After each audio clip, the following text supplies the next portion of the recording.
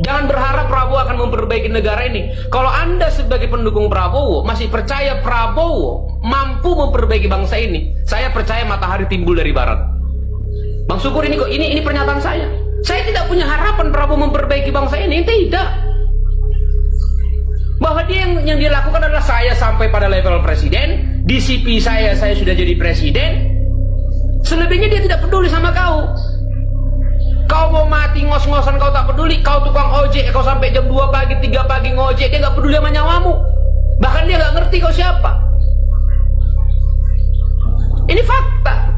Pernahkah kita menggumuli bagaimana buruh-buruh pertanian, bagaimana buruh-buruh perkebunan yang di Kalimantan, yang hidupnya penuh dengan intimidasi? Bang, fakta yang terjadi bang, rakyat Indonesia hari ini hanya hidup dari cari pagi untuk makan malam bang. Itu fakta bang. Cari malam untuk makan pagi bang. Mereka nggak punya mimpi anaknya sekolah di sekolah yang layak. Mereka nggak punya keberanian bermimpi bang. Jangankan terjadi, bermimpi saja anaknya menjadi seorang pilot nggak berani bang. Itu realitas hari ini. Dan kalau kalian mau lihat buktinya, turun kalian ke bawah. Makanya saya bilang Prabowo Subianto itu presiden banci, karena nggak ngerti dan nggak tahu siapa musuh siapa kawan. Dia nggak mau ngambil sikap.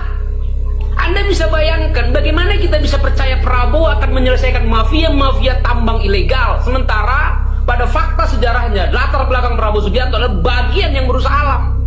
Ingat loh, dia berapa ratus ribu hektar dia kuasai itu lahan. Sementara Anda 1 meter pun Anda nggak punya tanah loh.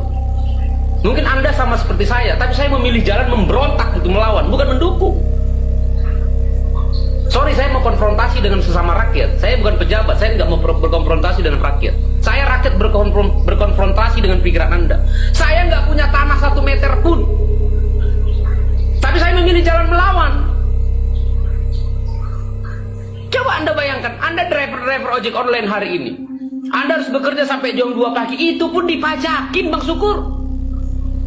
Sehingga mulai dari rumah mereka naik Alphard itu ya, naik mobil AC dikawal pas pampres sekian-sekian, lalu datang lempar-lempar kaos, pangpung, lalu kita antri, lalu kita cium-cium tangan sama pejabat seperti itu. Tidak, kehadiran presiden bukan pada fisiknya, tapi kehadiran presiden dalam sebuah daerah itu adalah kehadiran kebijakan.